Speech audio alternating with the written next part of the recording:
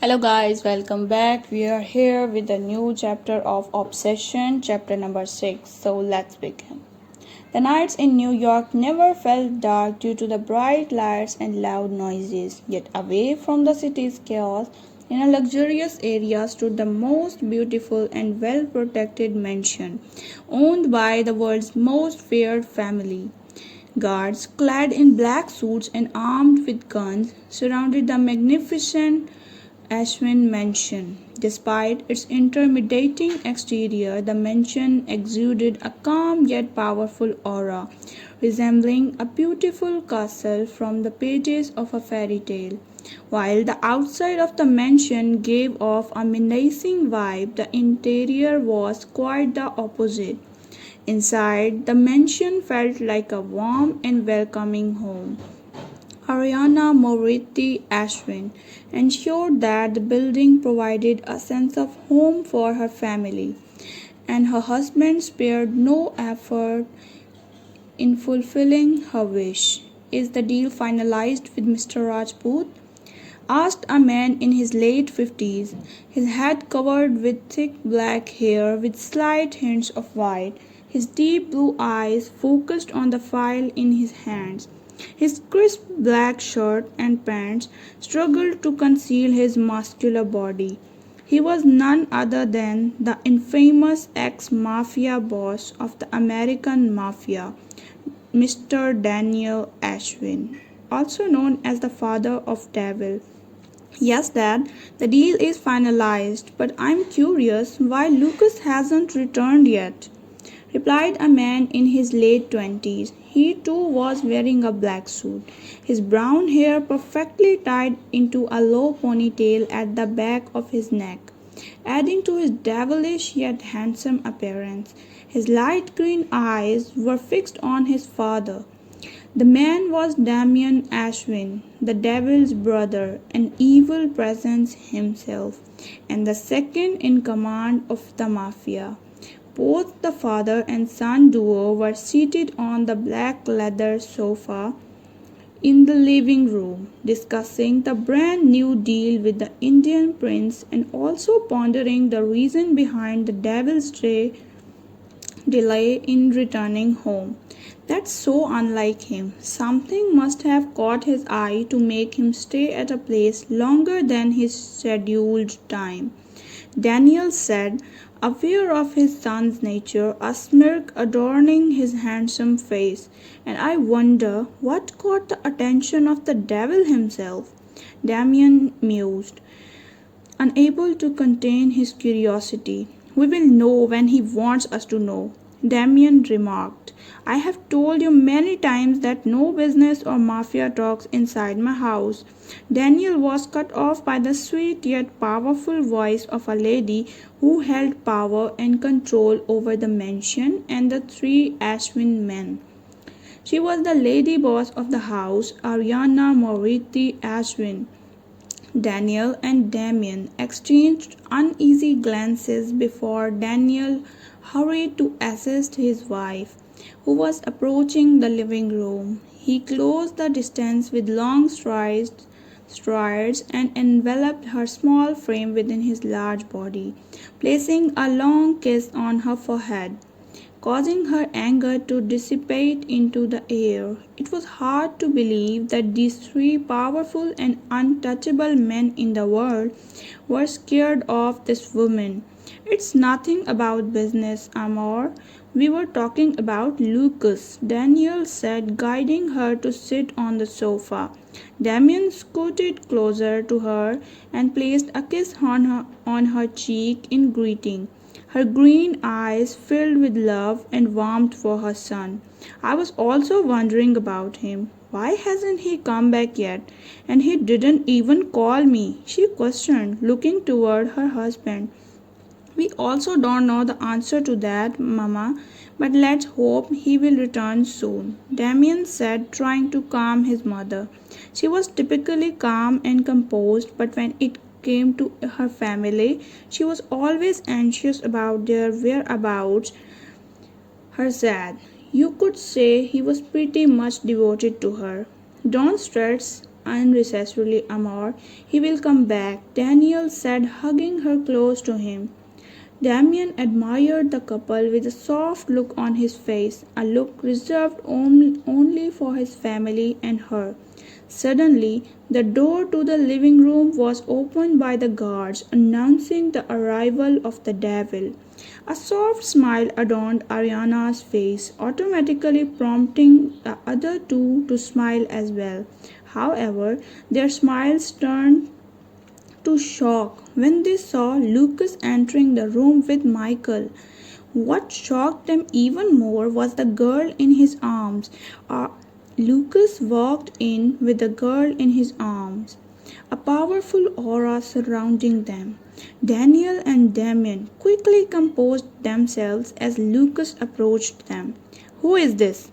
Ariana asked with concern, though there was a hint of amusement in her voice. She had never seen her son bring a girl home before.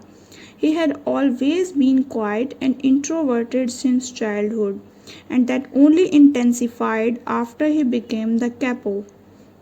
"What's happening?" she asked again, but he didn't reply. Instead, he turned toward the other sofa and gently placed the girl in a lying position. To everyone's shock, he kneeled in front of her and slowly brushed the hair strands from her face. They were all beyond shocked. His actions were so tender and gentle, as if he didn't want to wake the sleeping beauty. He gazed at her angelic face, momentarily forgetting everything else. His parents and brother looked at the girl with curious eyes, realizing she had the power to make the devil kneel before her. Ariana couldn't help but smile at the beautiful girl. Daniel understood the look on his son's face by now. It was the same look he had when he looked at his wife. Damien, on the other hand, was intrigued by his brother's behavior. "Your mother asked you something, Lucas. Answer her now," Daniel said in his authoritative voice, breaking the silence and dispelling the spell that had enveloped Lucas. After one last glance at the sleeping girl, he rose from the ground and turned to face his family. "Who is this, Lucas?" Ariana asked again, this time with a softer tone. "She is your daughter-in-law and my wife," he stated matter-of-factly, but his tone softened when he mentioned "my wife." Ariana couldn't believe what she heard for a moment, so she asked again, "What?" "She is Eva, Lucas Ashwin," he said firmly, this time shocking his family.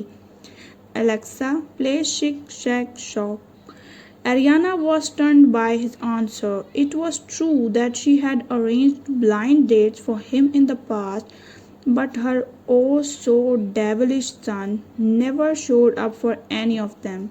And now, out of nowhere, he had brought a girl home, claiming her to be his wife. "Is he telling the truth, Michael?" Ariana asked Michael to confirm her son's statement, and his best friend nodded in response. She gasped and looked at her husband, who blinked in response. "Let's discuss this in my study," Daniel announced, and he led the way toward his study, which was on the same floor as the living room, with his wife by his side. Lucas turned toward his guards and glared at them, prompting them to come towards the sofa and form a circle around the sleeping Eva. After ensuring that she was comfortable, he followed his father towards the study. As he reached the study, he noticed that the door was open. He sighed, knowing that a storm awaited him inside the room. He could inform his father about his decision and marriage, but convincing his mother would be difficult. Very difficult indeed. She would likely disown him when she learned how he married Eva. Thinking about her, however, calmed him. After taking some much needed deep breaths, he entered the room and closed the door without locking it. He noticed his mother sitting on his father's chair like a queen. with his father standing beside her, trying to calm her down. She was just anxious for now, but when she learned about his wickedness, she would be angry, and that wouldn't be good for anyone. Damien and Michael were already seated, seemingly intent on enjoying the impending drama. Lucas walked toward the table and stood in front of it. Despite the large room, it felt small due to the presence of four tall and well built men. However, all the power seemed to be held by the tiny woman seated in the head chair. Speak, Daniel demanded in a commanding tone. I met her 2 days ago on my way to the airport and liked her. Her marriage was scheduled for today, so I had no choice but to expedite our marriage. Now she is my wife and your daughter in law, Mrs. Eva Lucas Ashwin. He stated with a straight face, though his heart raced as he mentioned her full name. On the other hand, Ariana was completely shocked and angry after hearing his confession. Daniel wasn't as surprised as he had anticipated that his son might do something like this. However, observing his wife's calm demeanor, he realized it was the calm before the storm. Damien mentally took notes on how to handle situations like this in the future, while Michael wore an anxious expression, glancing repeatedly at the door as if expecting something or perhaps someone. How could you do this to her, Lucas? His mother asked, her tone and face reflecting pure anger. I like her, Mama, Lucas said without an ounce of guilt. What about her then? Ariana retorted. Suddenly, the door to the room swung open with a loud thud, and a beautiful girl strode in, wearing a white shirt and black pants. Her brown hair was pulled into a perfect high ponytail, and her green eyes blazed with anger. Each step she took exuded elegance. Everyone in the room turned towards her, but her gaze was fixed on the man in front of her. Lucas braced himself mentally for what was coming his way. With two long strides, she reached him, and unexpectedly, a powerful punch landed on the left side of his jaw, causing his face to jerk to the other side and sharp pain to shoot through his entire face. Recovering quickly from the shock, he looked at her. She was short and tiny compared to him, but her first packed a powerful punch, of course. He had been the one to teach her how to throw one. You asshole, how could you do this to her? The girl asked him, her blazing green eyes glaring into his blue ones. While he resembled his mother, Angelina Elizabeth Moretti was more like her father, both in features in anger. And now she was angry, and that wasn't good. But he didn't say anything in return because that's how the Ashwin men feared the Ashwin woman. It was funny how his tongue got tied in front of her. I'm really ashamed of you, brother. How could you do this to a girl? How could you threaten her to marry you? What if someone did the same to me? Angelina asked in a low tone. Her anger now turned into disappointment as the question left her mouth. Four loud voices echoed in the room, three of them resembling. No one will dare to touch or breathe the same air as you. We will destroy all of them before they reach you, which undoubtedly belonged to her father and brothers. And the fourth one was from, I would never do something like that, baby. And all eyes turned towards the sound. It was Michael, looking at Angelina with a pout on his face, and all her anger melted at the sight of his expression. Don't call my daughter baby, said Daniel in a harsh tone. If there was someone he loved as much as his wife, it was his daughter, his angel. I can call my fiancée a baby or whatever I want, Michael said in a taunting tone, "Shut the fuck up, Romano, or I'll chop your tongue." Daniel said in a threatening tone, "Don't threaten my man, Dad. We are getting off topic here," Angelina said, turning towards her elder brother, whom she jokingly referred to as her devil. She raised her eyebrows in question. Daniel hated Michael with a passion because how much his daughter loved the other man. "It doesn't matter how I married her or why I did what I did. What matters is that she's my wife now, mine. And neither she nor anyone in this world can change that. I love her and she is mine as much as I'm hers," he replied, making her look at him in shock.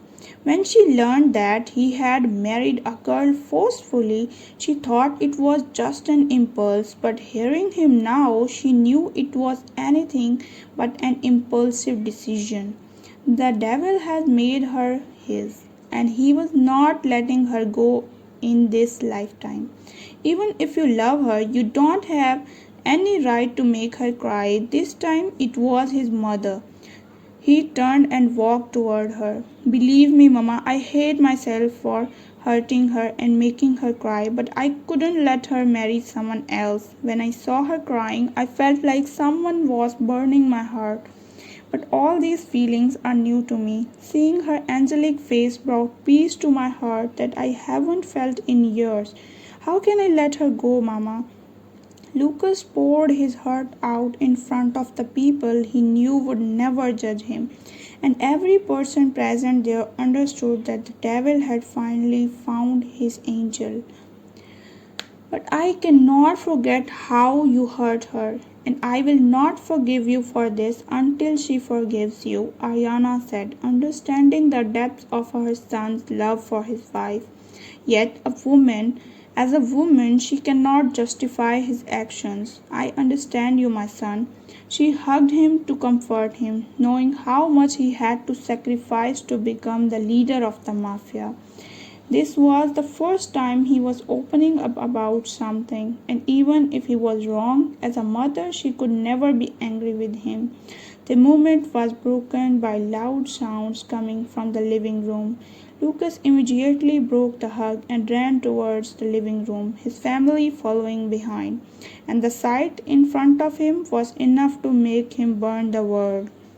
So here the chapter number 6 ends, and we will meet again tomorrow with chapter number 6. Till then, like, share, subscribe, and comment down your opinion. Bye.